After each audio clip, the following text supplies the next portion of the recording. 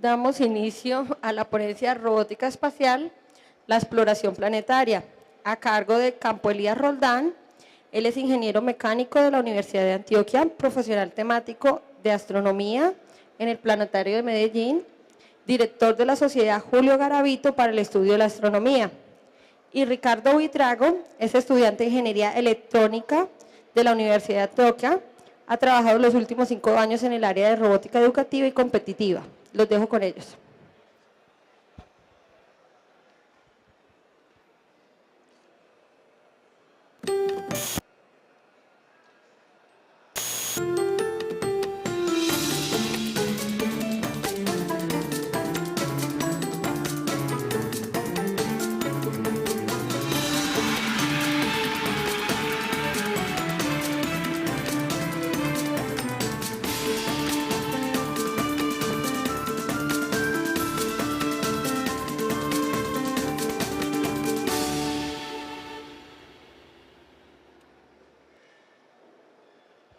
Buenas tardes.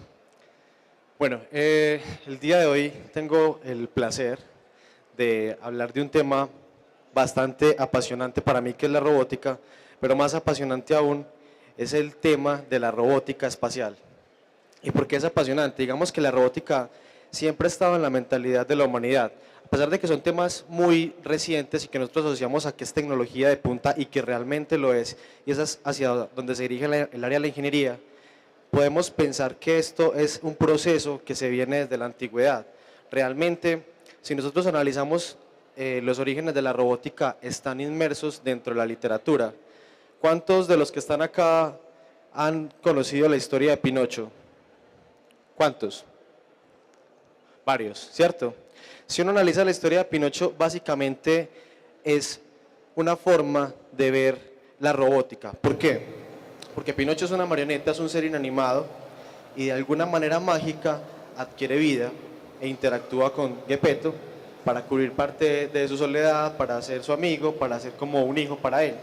Entonces, ese anhelo de que cosas que son inanimadas cobren vida y puedan interactuar con nosotros nos acompañan hace mucho tiempo. Pinocho es un referente, pero el golem judío es otro, Pigmalión y Galatea. Galatea, pues, que fue esa escultura que cobró vida porque el rey Pigmalión quería una mujer perfecta. Todos esos son referentes de cómo seres inanimados cobran vida para de alguna manera servir a los humanos o para interactuar con ellos. También, si analizamos desde la astronomía, sabemos que no somos los primeros en observar el cielo, que siempre nos ha acompañado esa curiosidad por saber qué es lo que pasa. Siempre han diferentes teorías, desde los griegos, los egipcios. Stonehenge es una forma de estudiar el sol. Todos sabemos que entonces es un tema que, si realmente ha tenido un boom desde la tecnología que ha permitido avanzar en la exploración espacial, como les decía, es un tema que no es tan reciente en la mentalidad de las personas. Pero eso sí, a partir de la época del 50, podemos pensar que con la aparición del transistor, básicamente el trabajo de Bartlett-Shockley, se dio una nueva era en la cual estos sistemas electrónicos han permitido avanzar tanto en la parte de robótica como en la parte de astronomía. Entonces, digamos que ha sido un crecimiento desde la época de los 70 a los 80 exponencial, con el crecimiento también y con la capacidad de las computadoras en su procesamiento, en su memoria, y pues todo esto ha facilitado de gran manera el tema de la exploración espacial. Tanto que hoy en día estamos recopilando muchos datos en todo nuestro sistema planetario y estamos entendiendo cuál es la dinámica que lo rige, e incluso mucho más allá del sistema planetario. Hemos estudiado la galaxia, hemos estudiado más allá de la galaxia, diferentes regiones. Pero entonces un poco de lo que vamos a hablar el día de hoy es justamente desde el área de robótica, cómo se superan ciertas condiciones que en la Tierra nosotros realmente no las tenemos en cuenta a la hora de diseñar robots. Y para avanzar en esto, sí me gustaría saber quiénes de aquí alguna vez han diseñado robots. Por acá hay uno, por acá hay varios que han diseñado robots. Muchos han diseñado robots. Perfecto. Cuando uno va a diseñar un robot en la Tierra, uno se fija básicamente en 3 aspectos. Esos 3 aspectos son la morfología que tiene el robot, porque claramente está relacionada con la dinámica en la que se va a mover, ¿cierto? Está el tema del de programación, o el tema pues cuando los robots tienen la parte de programación, que no son robots análogos, sino que ya son digitales. Analizamos qué tipo de procesador es el que debe tener para resolver las tareas, y también miramos la parte energética. Son cosas que siempre van a ser fundamentales: tener el suministro de baterías, tener la forma de procesar de alguna forma las variables físicas y tomar decisiones con base a estas, y en la forma en la que él se mueve en el medio, se desenvuelve y tiene la disposición de sus actuadores. Entonces la morfología, el procesador, la batería son cosas vitales. Claramente no voy a hacer alusión pues a los componentes mecatrónicos, que son usualmente los que debe tener, pero vamos por digamos el contenido de la charla. Se quisieran abordar muchas cosas, pero vamos a hacer digamos de alguna forma muy superficiales en ciertos aspectos, ya que es un tema como más de tipo divulgativo. Entonces resulta que adicional a lo que nosotros estamos pasando desde la Tierra, hay que sortear ciertas dificultades cuando la protección que tiene la Tierra empieza a desaparecer. Y es que si miramos las condiciones del espacio, pues claramente no son las mismas de la Tierra. Nosotros tenemos una magnetosfera, tenemos la magnetosfera nos cubre de ciertas radiaciones, tenemos una gravedad diferente a la de otros planetas, tenemos una ionosfera que permite ciertas comunicaciones internas. Entonces vamos a ver de alguna manera cómo se pueden sortear esas dificultades.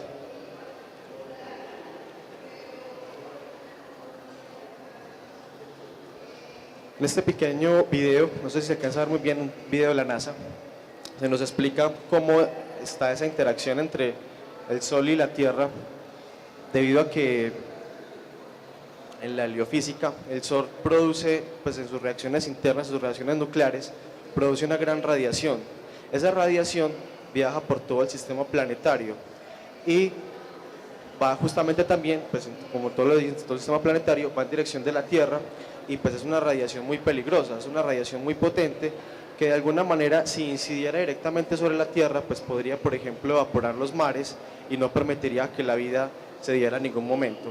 Lo que estamos viendo hoy básicamente es una simulación de la magnetosfera, que es la forma natural en que la Tierra repele este flujo de partículas de alta energía que vienen en el viento solar, y es la magnetosfera. Se produce porque el centro de la Tierra pues tiene hierro que va circulando, y esa circulación de hierro pues produce un efecto magnético que finalmente no es más potente que un imán. O sea, nosotros tenemos un imán con un campo magnético mucho más potente, pero es la gran distribución, y es ese gran imán el que con ese pequeño campo que genera es capaz de hacerle frente a esos choques de viento solar, y pues entonces de alguna manera se dispersa la gran cantidad de esas partículas, aunque hay algunas, por la forma en la que entran las líneas de campo, en las que entra cierta parte de esas partículas. Eso produce un efecto que son las auroras boreales y las auroras australes. Pues nosotros claramente, por nuestra ubicación geográfica,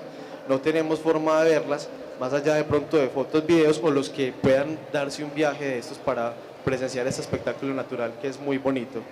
Entonces, ¿en qué incide esta protección natural sobre los sistemas electrónicos? Si los sistemas electrónicos no tuvieran una protección a la radiación, esas partículas de alta energía podrían fácilmente incidir sobre estos, afectar el funcionamiento de los semiconductores, afectar corrientes, producir diferentes fenómenos asociados a inducciones de campos eléctricos o magnéticos, que pues finalmente no funcionarían como debe ser.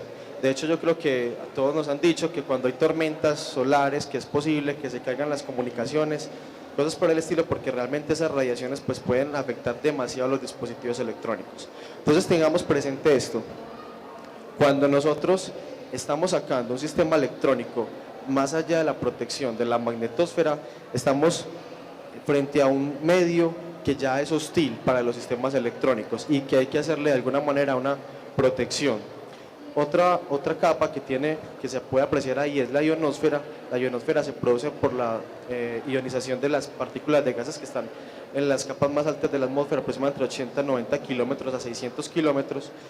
Se producen altas temperaturas porque son muy pocas las partículas de gas que hay, y pues se pueden alcanzar 1500 grados centígrados. Realmente es bastante la temperatura. Pero más allá de eso, esa ionosfera permite que se dé un rebote de las comunicaciones, y pues lo que son las comunicaciones de alta frecuencia viajan por por todo el perímetro de la Tierra porque van rebotando en la ionosfera. Entonces, pues digamos que esta ionosfera aísla las comunicaciones.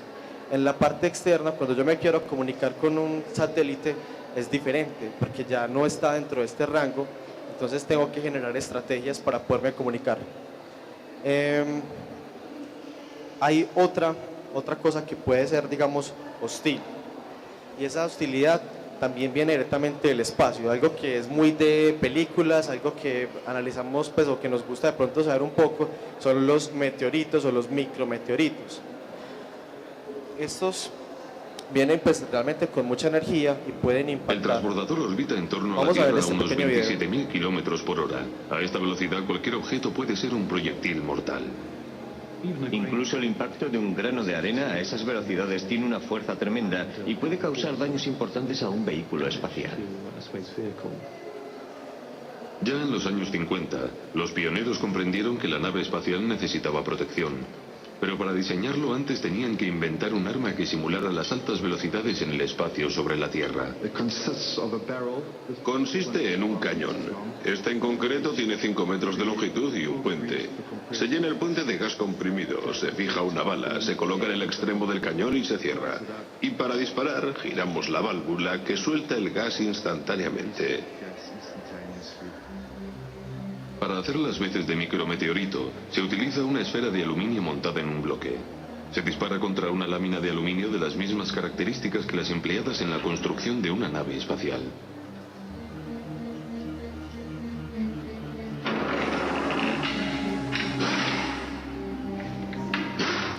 ¡Atención! ¡Fuego!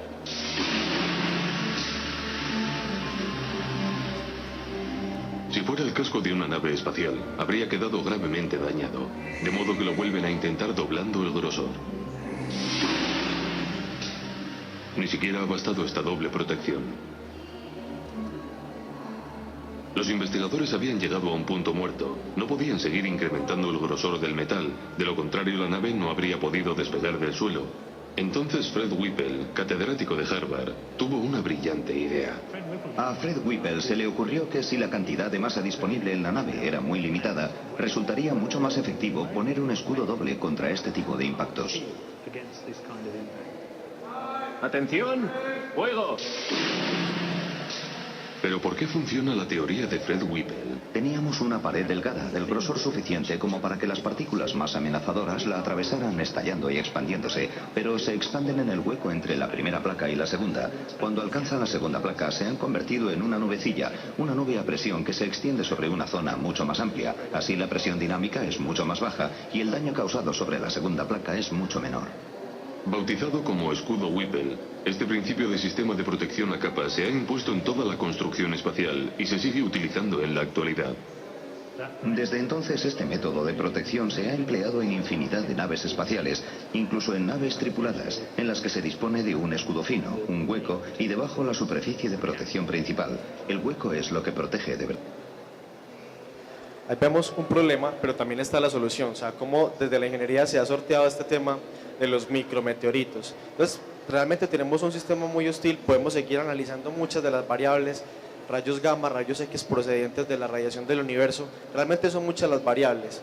Vamos a centrarnos en pocas porque realmente pues el tiempo apremia, pero es como para que nos vamos dando una idea de los retos que se dan en el espacio, por sus condiciones completamente diferentes a las de la Tierra.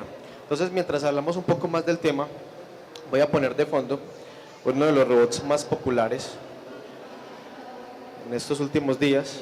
Muchos han escuchado del Curiosity.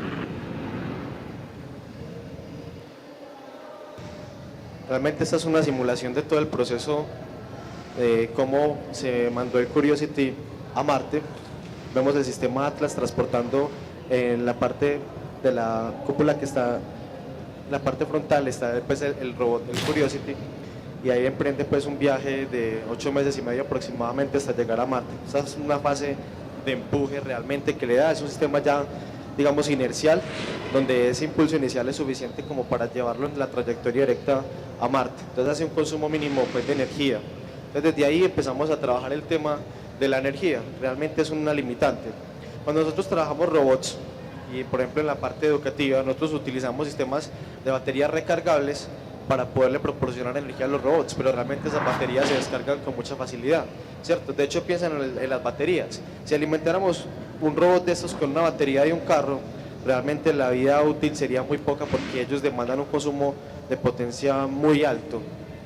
Y como son sistemas que se están alejando del sol, pues digamos los Voyager por ejemplo son uno de los ejemplos que más se ha alejado del sol. Las celdas fotovoltaicas no serían suficientes para captar la energía necesaria para el funcionamiento del robot. Entonces se hace necesario otro tipo de fuentes. Ahí como vemos pues es una simulación de lo que se llaman los 7 minutos del terror en el descenso de Curiosity a Marte, uno de los espacios más peligrosos pues porque en el descenso se pudo haber dañado toda la misión, pero finalmente pues fue un éxito. De hecho es la simulación, pero hay unas fotos en la página de la NASA que en este momento se encuentra caída y pues no fue fácil entonces acceder a dicho material. Pero bueno, esto es como les digo una simulación. Entonces en este punto ya se sortió el viaje espacial y la protección contra los micrometeoritos. Como les decía, las celdas fotovoltaicas no son muy buena opción porque frente a estos impactos se pueden dañar los caminos que permiten que se dé el efecto fotoeléctrico para producir la cantidad de energía. Entonces se hace uso de unos sistemas que se llaman los RTG, los sistemas termoeléctricos radioactivos. Están basados en el decaimiento del plutonio 238 y ese decaimiento de ese combustible radioactivo produce unas altas temperaturas que se llevan a un termopar, por efecto Seebeck produce voltaje, produce aproximadamente 2,5 kilovatios hora, suficiente energía para poder alimentar toda la parte de ingeniería que tiene este robot, que realmente es muy bonita. Recordemos el tema de la magnetosfera, el tema de la radiación, porque en Marte pasa algo y es que no hay magnetosfera. De hecho, en algunos pequeños puntos focalizados de Marte existen pequeños campos magnéticos. Si uno viajara con una brújula en Marte, no sería posible ubicarse y serían puntos en los que se volvería loca la brújula porque capta algún campo, ¿sí? Pero realmente no es algo constante. Como no tiene magnetosfera, no hay protección de la radiación. Es por eso que se opta por medios robóticos, porque esa radiación podría estar incidiendo constantemente sobre astronautas y pues no sería algo fácil de llevar. Entonces, de hecho el sistema ya tiene una protección contra la radiación, pero también tiene sensores que van midiendo esa radiación procedente del universo para que en futuras exploraciones, que ya sí sean con humanos, se tengan en cuenta esos factores, se haya podido estudiar. Realmente el Curiosity va a moverse muy poco dentro de la superficie marciana, aproximadamente 20 kilómetros. Tiene una velocidad de avance de 90 metros por hora, pero en promedio anda a 30 metros por hora. Hay algo muy interesante acá, el procesador. Nosotros siempre, cuando nos dicen NASA y referente de tecnología tan impresionante, nos imaginamos que este sistema que pesa aproximadamente una tonelada, 898 kilogramos, que se ven reducidos a 300 por la atmósfera, por el centro de gravedad de Marte, que apenas es de 1/3 de la Tierra. Nosotros pensaríamos que va equipado con uno de esos computadores que vemos por ahí súper potentes con una cantidad de memoria, pero realmente, para sorpresa nuestra, tiene una computadora RTD 750 que solamente tiene 200 MHz de procesamiento, 256 de RAM, 2 GB de memoria y tiene 256 kilowatts de EEPROM. Realmente es una computadora muy baja, inclusive pudiéramos compararlo con un iPhone que tiene un procesador de 800 MHz. Pero entonces, ¿por qué le ponen una computadora tan pequeña y tan poco procesamiento? Realmente es la computadora justa, necesaria para que toda la sensórica que tiene este sistema, todos los protocolos de visión artificial, de lógica computacional que tienen embebidos, funcionen correctamente. Y es una computadora que fue diseñada para trabajar en medios altamente radioactivos. Como les decía, el RTG puede producir radiación. O sea, tenemos un centro energético que está teniendo un decaimiento radioactivo.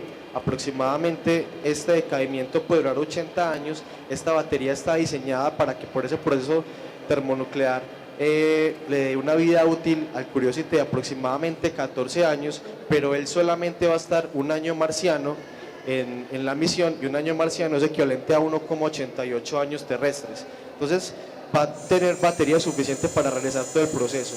Está equipado con diferentes cámaras, como lo vemos ahí ya está en modo de exploración. Tiene una cámara que tiene visión estereoscópica y que capta diferentes espectros lumínicos.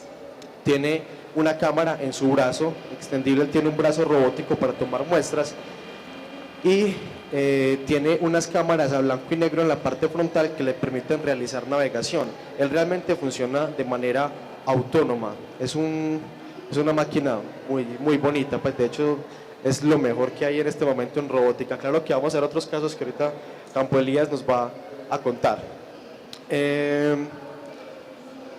Esta máquina, adicional a lo que les decía, para tomar muestras, por ejemplo, tiene un sistema que se llama el ChemCam, que es un haz láser muy potente que va enlazado a un espectroscopio, y cuando ese haz del láser incide sobre unas rocas, lo que va a hacer es pulverizarlas, pero esa misma luz procedente de ese choque se va a un espectroscopio y permite analizar in situ los materiales de los que está compuesto. Él va a tomar docenas de muestras para analizar pues el suelo marciano, y como les digo, la misión básicamente de él es analizar si hubo vida en Marte, analizar la geología, analizar si es factible que se vayan exploraciones tripuladas por hombres a analizar este terreno.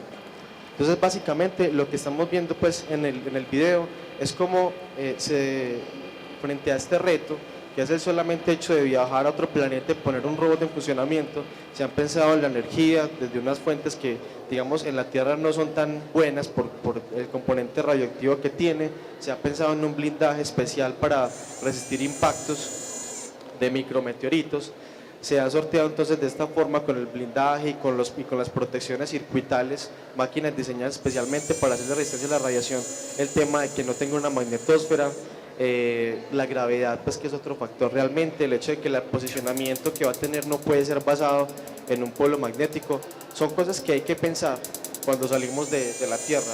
Entonces todo esto hace que realmente en esta línea converja lo mejor de la ciencia, el estudio de la astronomía, el estudio de la ingeniería, el estudio de la mecánica, los materiales. Es muy interesante, y finalmente pues esto es un tema de avanzada y nos preocupa a todos, el hecho de poder encontrar, en caso de alguna eventualidad, un hogar en nuestro sistema solar. Hay que pensar que esto es pensado solamente en Marte, pero ¿qué pasaría si pensáramos en otro planeta o incluso en un satélite natural de algún planeta, por ejemplo como Europa? Tendría otras condiciones, temperaturas extremas. Por ejemplo, la computadora de este robot funciona entre menos 50 grados centígrados y 125 grados centígrados, pero tiene forma de disipar térmicamente todo el calor procedente, porque también las condiciones de temperatura en Marte son muy diferentes a los de la Tierra. Temperaturas muy altas en la noche, temperaturas muy altas en el día. En Europa, como les decía, las temperaturas son muy altas, hay capas de hielo enormes, y pues por ejemplo las adaptaciones mecánicas que tiene este sistema para hacer una especie de taladro pues ya no servirían de la misma manera en otro sistema. Entonces el hecho de que estos otros tipos de robots que ya no son como este, que está sobre un planeta, sino que están viajando por el universo, recopilando información, nos proporcionan esa información para poder hacer este tipo de sistemas, hace que realmente esto sea algo que es de avanzada y que se necesite realmente los robots para poder que se dé todo el tema de la exploración espacial. Entonces justamente para hablar de ese tema de diferentes tipos de robots y un poco más de historia de cómo se ha dado en este campo de la astronomía y la robótica, entonces invito al señor Campo Elías Roldán para que él nos hable un poco de este tema. Ricardo, muchas gracias por su asistencia.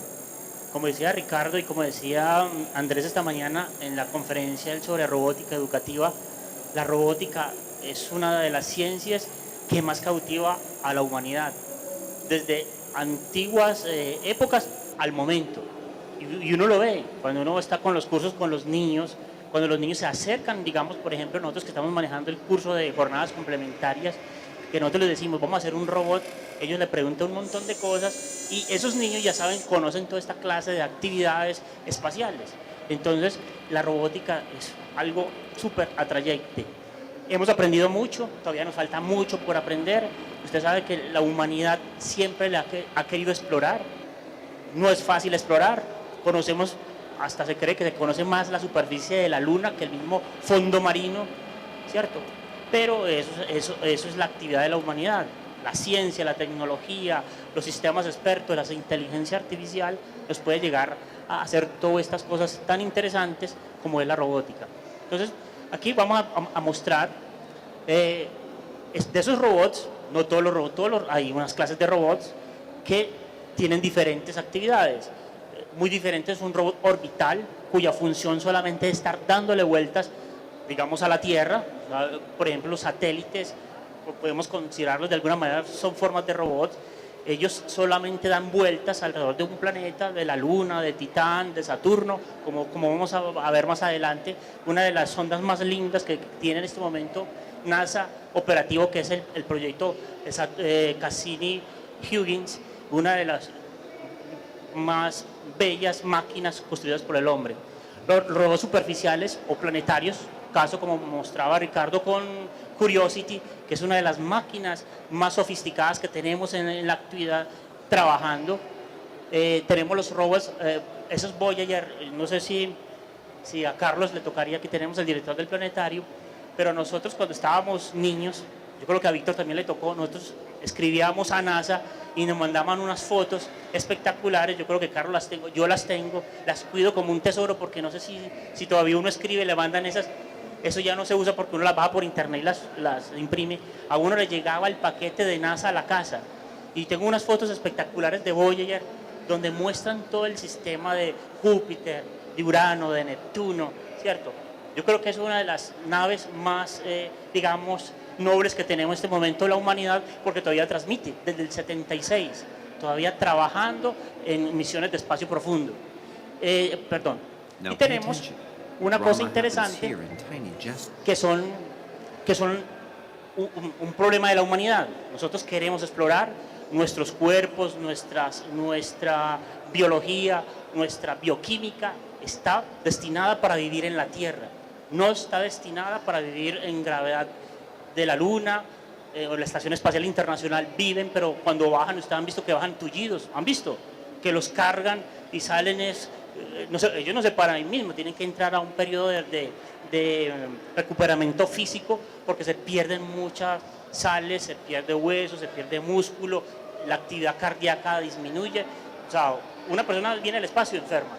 Entonces hay un dilema en este momento: ¿qué es mejor, explorar con seres humanos o explorar con robots? Eso es un dilema que de pronto vamos a tratar básicamente. Este es un video muy interesante porque desde los años 80, mire que no hace mucho, o sea, la historia de la astronáutica tiene 50, 55 años, 60 años, y todo lo que hemos aprendido ha sido en una vida. Si uno le echa cabeza, vida y todo lo que hemos aprendido desde el espacio. Estos robots, la idea es que sean robots para construcción de sondas de la Estación Espacial Internacional, o de construcción de hoteles en el espacio, que es una de las ideas que tenemos hoy en día los japoneses, los chinos. Y la idea es hacer, digamos, volver a llenar, o sea, refueling se llama en inglés eso, de combustible cuando los robots espaciales quedan inactivos. Entonces uno ve en la vística como trabajan los ingenieros espaciales para que hacer esos acoples. Esos son tremendos grupos de trabajo, cada uno con una experticia en materiales, en electrónica, en sistemas, en combustibles, porque los combustibles en exploración espacial son altamente corrosivos, o sea que el manejo de eso debe ser altamente con todas las técnicas posibles. Entonces desde el 80 se trabajaba en esta parte. También tenemos un problema. O sea, el hombre por naturaleza contamina, y en este momento nosotros estamos rodeados por basura espacial, que consiste en tornillos, de tapas de cohetes que ya no están en desuso, guantes de los astronautas, cuando hacen, a veces se han salido guantes y han quedado flotando, eso no baja, o sea, no cae a órbita, porque una de las ideas es, eso se llama técnicamente de órbita, o sea, orbitar, bajar la órbita, y por la atmósfera se frena y cae en forma de los famosos bólidos, que muchas veces la gente viéndolos pide deseos, y por ahí decía alguien en estos días que era como pedirle deseo a un tornillo cayendo a esa velocidad. Pero es que el tornillo no es cualquier tornillo, hay que pensarlo también. Es un tornillo de alta aleación, de materiales de última generación. Entonces tenemos un problema. Estamos confinados casi que si seguimos en ese ritmo de no manejar la basura espacial, no vamos a poder salir. Entonces se han tenido varias técnicas, orbitar, deorbitar, bajarlos con robots. La técnica se puede, pero es muy difícil lograr bajar, porque usted baja los grandes, pero ¿qué dice? Como nos mostraba Ricardo, en las simulaciones que se hacen para pequeños basuras espaciales, pequeños detritos. Eso es muy difícil de manejar. Entonces la idea de los robots ha sido, digamos, uno, manejar basura espacial. Otro, como dice allá, eso traduce, es el brazo robot del transbordador, el primero, y el Canadarm2 es el brazo robot de la Estación Espacial Internacional. La Estación Espacial Internacional, ustedes saben, es un laboratorio orbital a más o menos a 360, 350 kilómetros. Ha sido construido por caminatas espaciales, nunca por robots autónomos, siempre guiados con robots teleoperados. También, pues, como dice, hay recuperación de satélites. Dentro de esas misiones de recuperación, el DARPA, que es de seguridad de Estados Unidos, han tenido éxito, pero es muy difícil mantener el proyecto. Entonces, eso todavía está en pañales ahí.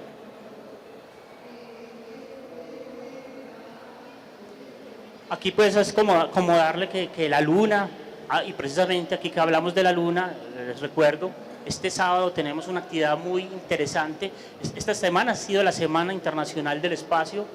Mañana sábado es el Día Internacional de la Luna y el Planetario de Medellín va a ser una actividad donde quedan cordialmente invitados. Es una actividad que empieza a las 5:30 de la tarde hasta las 9 de la tarde, y la idea es celebrar las cuestiones de la Luna. Vale la aclaración.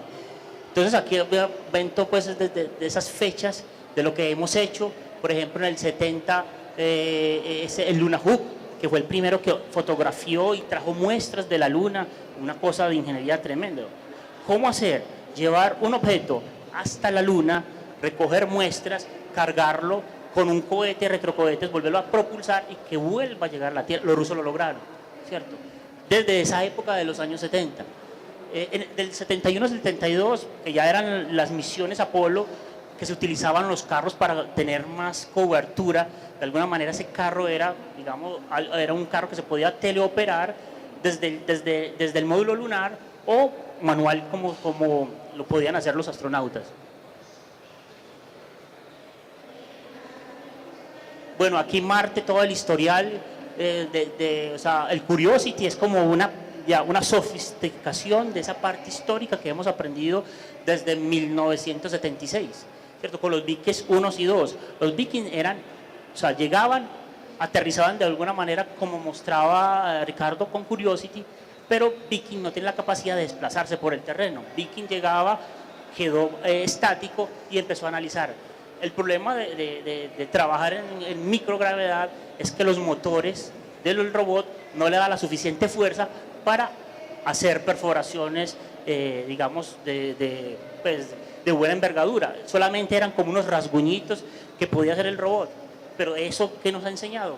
Con cosas más sofisticadas podemos hacer mejores robots, como en el caso de Curiosity. Opportunity. Bueno, hay una misión muy hermosa que en vez de caer, como vieron, ustedes vieron esa parte donde él se despliega como si fuera una grúa. Realmente se llamaba la grúa en el Curiosity. La idea de la grúa era, porque como iba con retropulsado, si la grúa no hacía eso, y por eso se llamaba los 7 minutos del terror, porque la nave hace automáticamente eso. Ahí no había ningún ingeniero chequeando. Si fallaba cualquier actividad de eso, la misión de millones de dólares se perdería. Entonces la grúa lo que hacía era tratar de sacar el robot para que el vapor de los retrocohetes no lo dañara y el polvo no lo contaminara. Entonces todo eso fue un diseño. Cuando uno ve el video entero con los ingenieros del Jet Propulsion, porque los ingenieros del Jet Propulsion son una gente genial, son los más históricos en naves espaciales de vuelo profundo, orbitales, landers, y tienen mucha experiencia y son gente genial. Y cada misión se la piensan de una manera pues que en este caso ellos mismos dicen, fue una experiencia casi loca de hacer ese diseño. Bueno, aquí vamos a mostrar a Cassini-Huygens. O sea, usted sabe que Saturno es el señor de los anillos, es uno de los planetas más hermosos que uno puede ver, digamos, telescópicamente. Con las sondas robot hemos aprendido infinidad de cosas. Cassini es una nave espacial que es 2 en 1, es un orbitador, pero también era un lander. Y el lander era introducirlo a la luna de Titán. Titán es una de las lunas más grandes del sistema solar. Se cree que la gente, los ingenieros piensan que tiene hasta olor de una petrolera, o sea, como si huele como huele ecopetróleo, a puro petróleo, porque allá se cree que el metano llueve. De todas maneras hay unas animaciones, no sé si este video es, donde podemos ver cómo ingresa la sonda Huygens a la luna Titán. Y yo me imagino a los que veían, o sea, uno ver imágenes en tiempo real de cómo ingresa, como tiene atmósfera, ahí vemos la simulación y ahí él va cayendo. Esas son imágenes reales del descenso de Huygens en Titán, ¿cierto? Desolador, no hay nada, hay solamente cuestiones de metano en la superficie del planeta. Hemos aprendido sobre MIMAS, es uno de los grandes impactos, uno de los mayores impactos en el sistema solar, donde casi que se lleva a MIMAS, y son imágenes de alta definición, o sea, cosas que desde la Tierra nunca podríamos hacer. Gracias a los robots podemos tener esa calidad de imágenes vistas desde la Tierra. Adelante. Bueno, y aquí queremos mostrar algo para darle paso a las preguntas. Una de las cosas que más, o sea, como ingeniero mecánico y como, digamos, divulgador de la ciencia, siempre me ha apasionado es la exploración del espacio, es ver cuál es mejor, llevar humanos o llevar robots. NASA ha trabajado desde mucho tiempo en los famosos robots humanoides. Este es la versión, se llama Robonauta 2. Es como si uno mira, ¿cierto? Es como entre un astronauta, un C-3PO, ¿se acuerdan de C-3PO de Skywalkers? C-3PO, ¿cierto? De hecho, esta mañana le decía a Andrés que una de los que estuvimos esta mañana en la charla de Andrés, que realmente Robonauta 2 es una inspiración ¿cómo se llama esa? Guerra de las Galaxias, no, de Guerra de las Galaxias. De hecho, en la estación espacial, él es el robot, entonces ustedes miran la capacidad de brazos.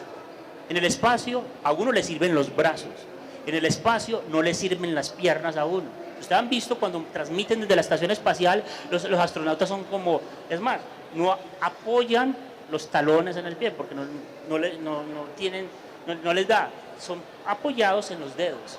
Es más, si uno en vez de tener pies tuviera cola ahí, sería mucho mejor para uno desplazarse dentro de la Estación Espacial Internacional. Robonauta, páramela ahí, profe. Me gusta mucho esta figura porque es como un acuerdo, ¿sí? Exploración robótica versus exploración humana.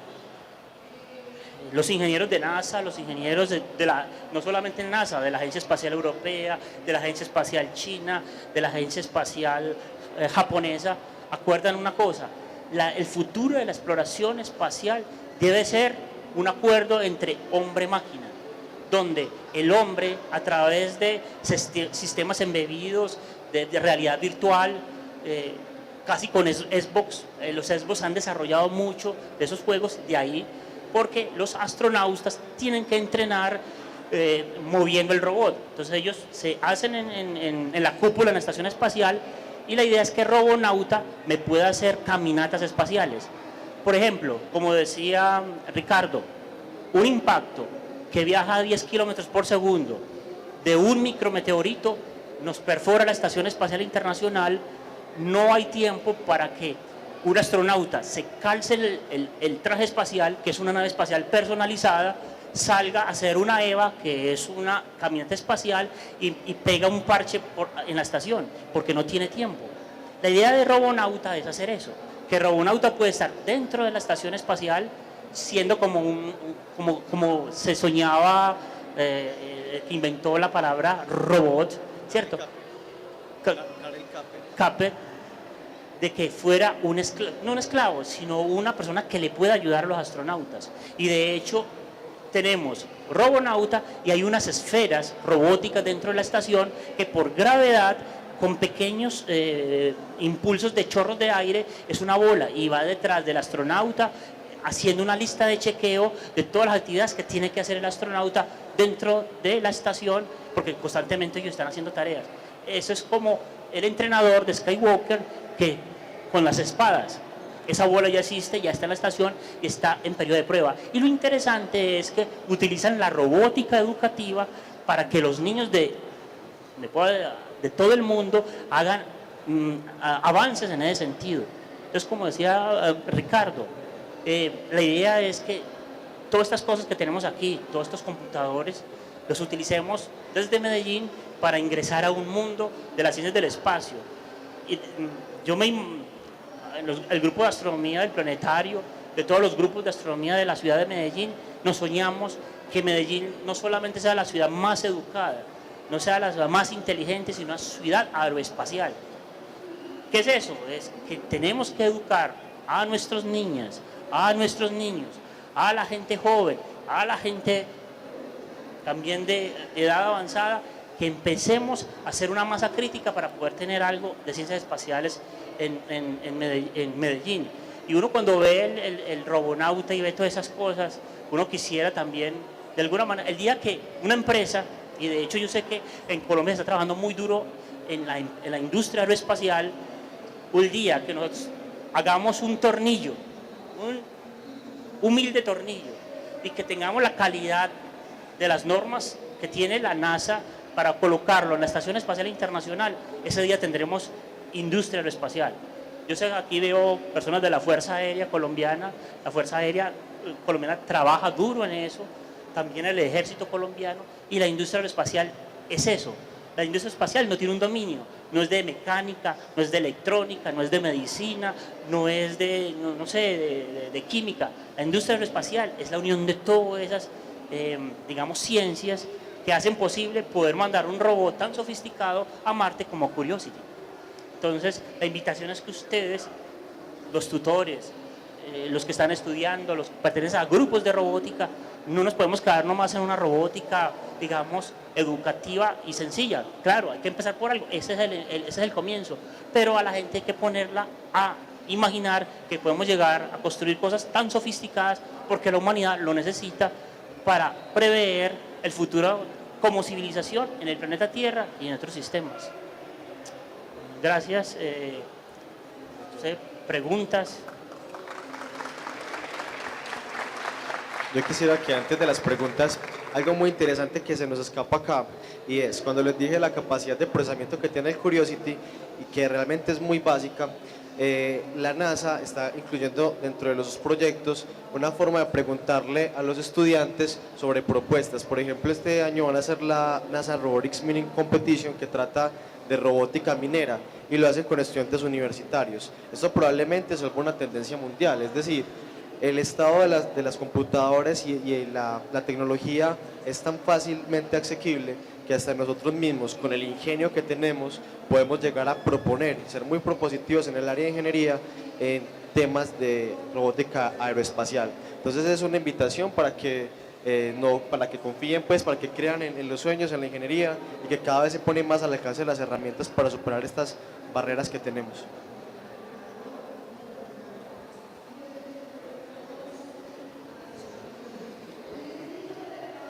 Yo tengo una pregunta. Buenas tardes. Los modelos robóticos o los robots que se están fabricando en estos momentos, por lo menos liderados por ustedes, ¿cómo los están probando? ¿Cómo simulan las condiciones del espacio acá en la Tierra en el grupo que ustedes lideran? Bueno, Realmente nosotros desde el planetario y desde el Parque Explora estamos trabajando un tema de robótica educativa que busca más o menos concientizar acerca de lo que les decía un poco, cuáles son las necesidades que un robot tiene para poder funcionar.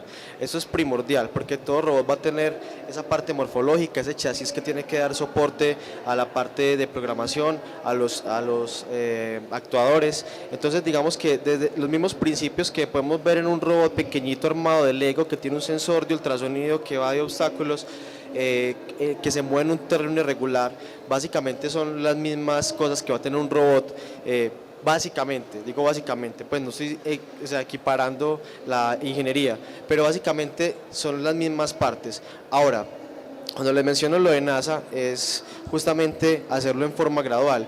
NASA, por ejemplo, le dice a los estudiantes, vamos a simular una de las condiciones que se ve en los planetas y es un terreno abrasivo a alta temperatura. El hecho de poder hacer que un robot esté en un terreno que puede ser arenoso, que puede ser abrasivo con materiales como caucho normalmente que se ponen en las llantas de un robot, hace que uno piense, bueno, ¿de qué forma voy a abordarlo desde la robótica? Entonces se han hecho pequeños proyectos, digamos, con algunas condiciones, pero como tal en la parte de simulación no se ha hecho simulación y es más enfocado a la parte de robótica pedagógica, recalcándote de nuevo que las partes, la filosofía del robot va a ser la misma en un robot pequeño que en un robot grande.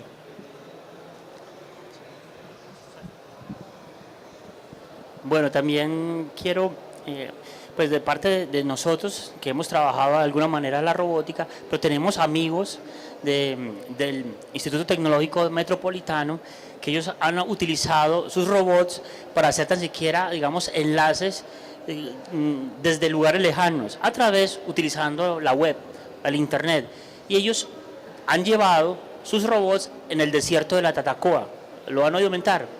Sí, entonces el desierto de la Tatacoa más o menos sería como un terreno, digamos, marciano o lunar, donde las condiciones serían agrestes, y el robot lo ponen a trabajar porque ahí hay que probar todo el sistema de suspensión, el sistema de telemetría, si es por medio, digamos, si es por radio,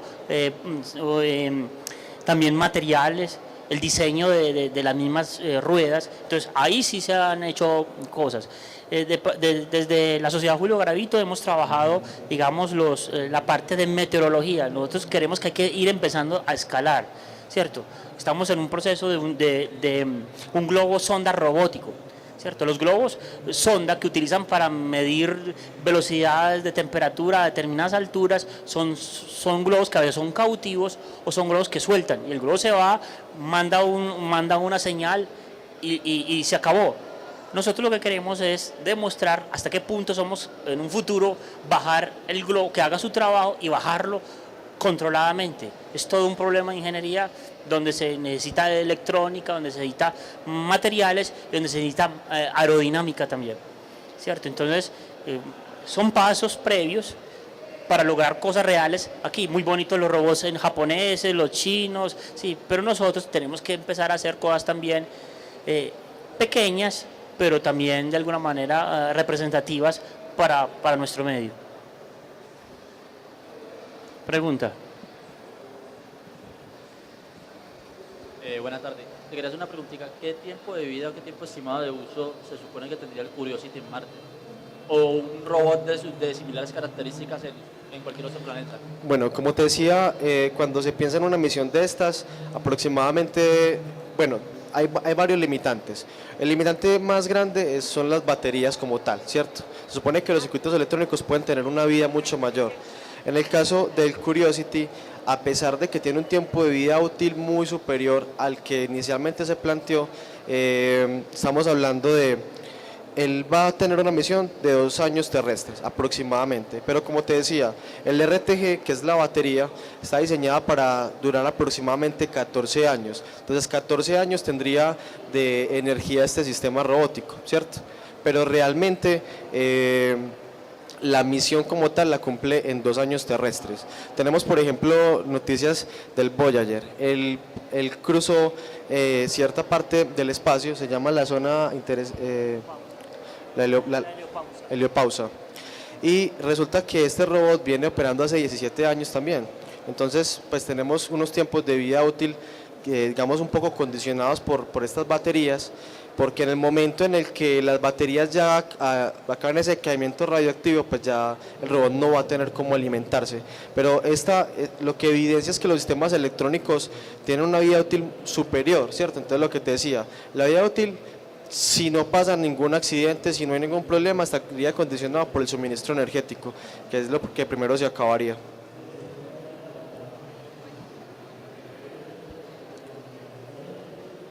¿Qué método utilizan pues estos robots para comunicarse con la Tierra y cuánto tiempo se demora esta transmisión, pues, a poder tener contacto con la nave? El robot. Sí, en el caso de las comunicaciones entre la Tierra y Marte se demoran media hora. O sea, lo que haga el robot en este momento se demoraría media hora para recibir los centros de control en el GPL.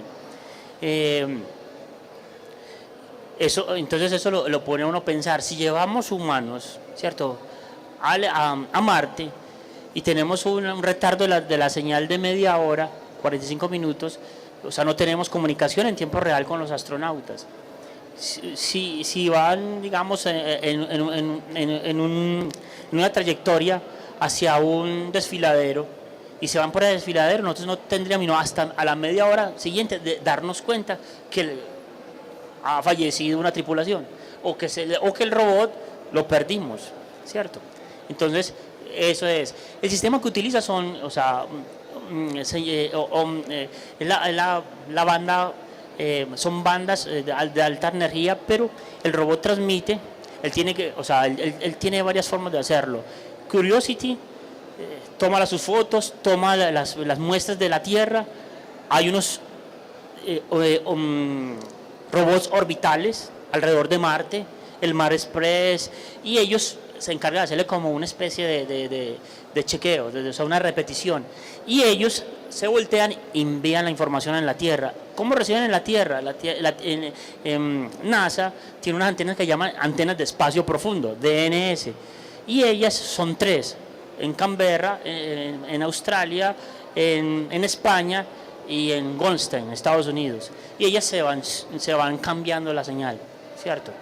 Entonces esa es la forma como se recibe la información, se recibe en ceros y unos, y aquí le dan pues código de colores y todo el tratamiento digital de imágenes que eso tiene.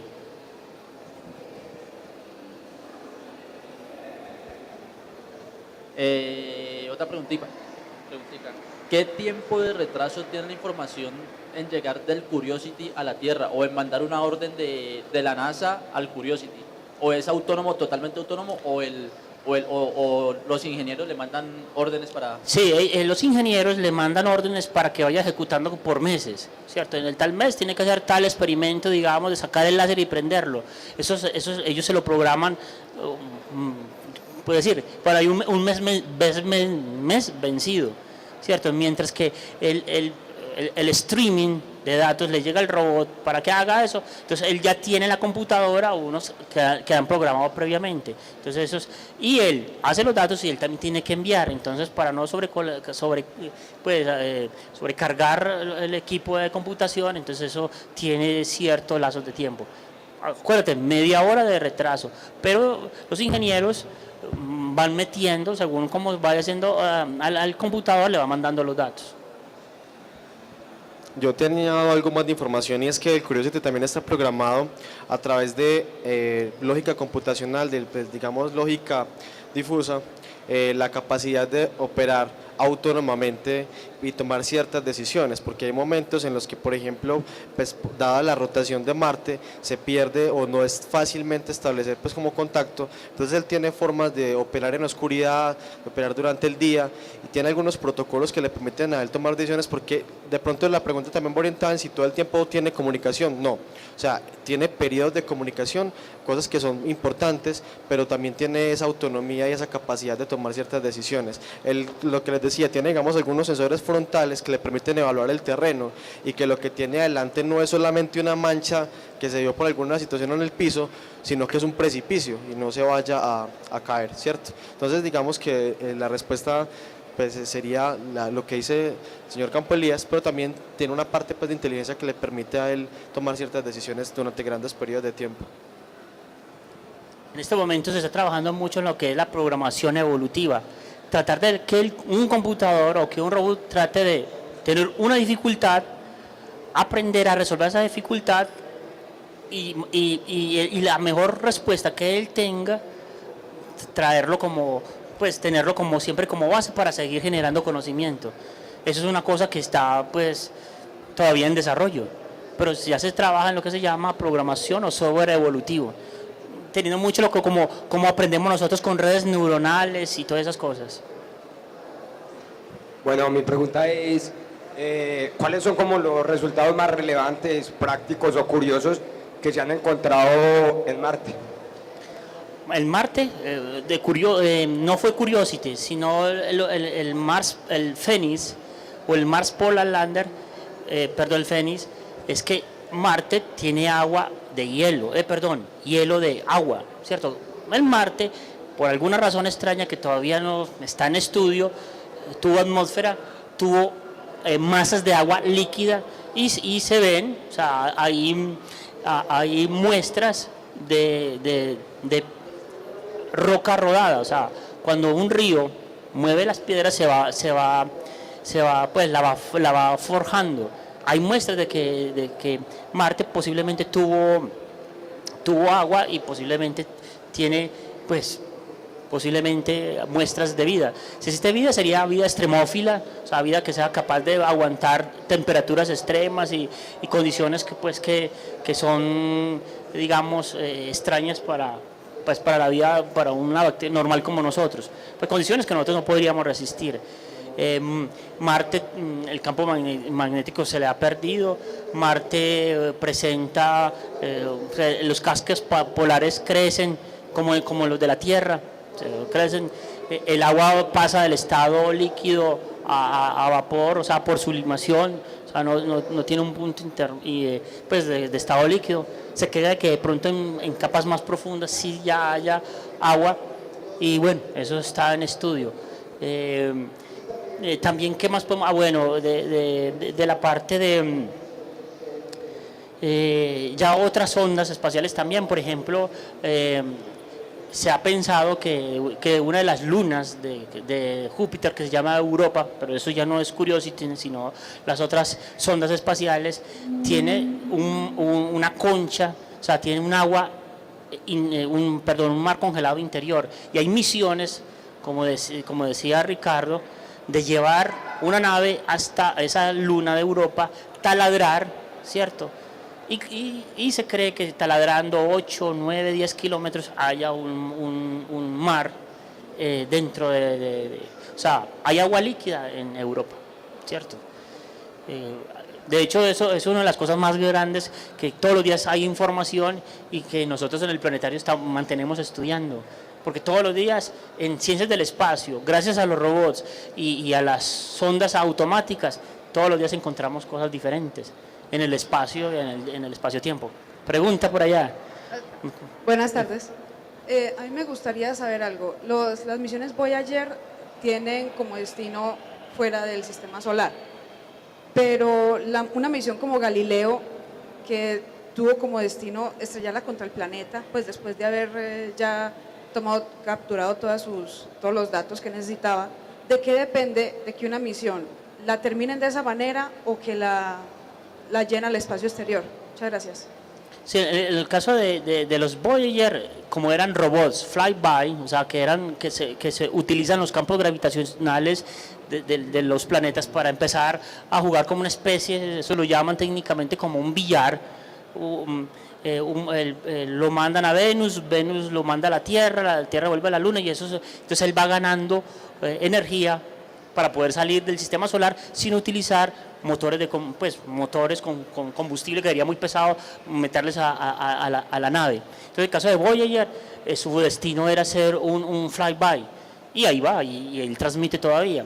En el caso ya de Juno, la idea de Juno de Galileo, que era estudiar a Júpiter, toman la decisión porque muchas veces ya como dice Ricardo, las baterías ya no le dan, ya está sobrecargado, entonces la idea es mirar, estrellarlo porque ya se queda sin combustible, y entonces la gravedad del planeta lo empieza a atrapar hasta que hace que decaiga de órbita, ¿cierto?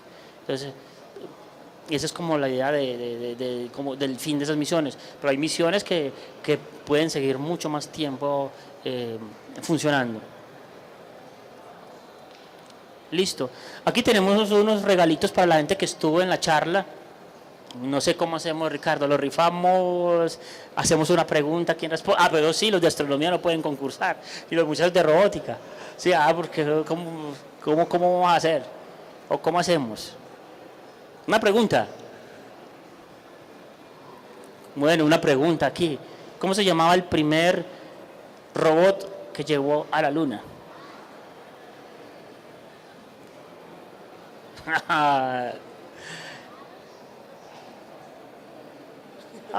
Míralo. ¿Cómo? Disculpe, que no era el Mariner. ¿Perdón? Mariner. Mariner.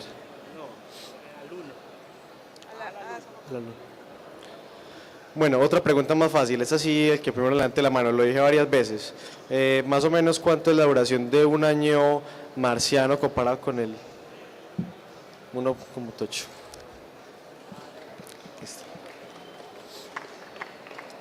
Una fácil de exploración espacial humana. El primer hombre en la Luna. Listo. Sí.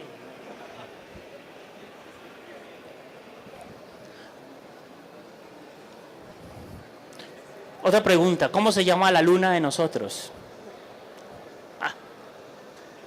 No, la luna tiene un nombre.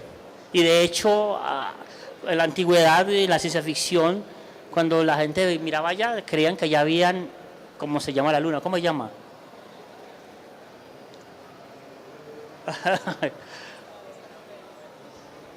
Es un nombre de mujer. Selenes. A ver, ¿quién dijo? Sí, por allá. Selene la luna. Y los habitantes de Selene ya selenitas. Carlos, una pregunta. Bueno, otra pregunta. Sí. ¿Cuánto se demora la nave trabajando de aquí a Marte? ¿Cuánto? Él es el primero a la mano. ¿Cuánto? No, esa es la transmisión de la señal, pero el viaje. Era esa. Listo, hágale.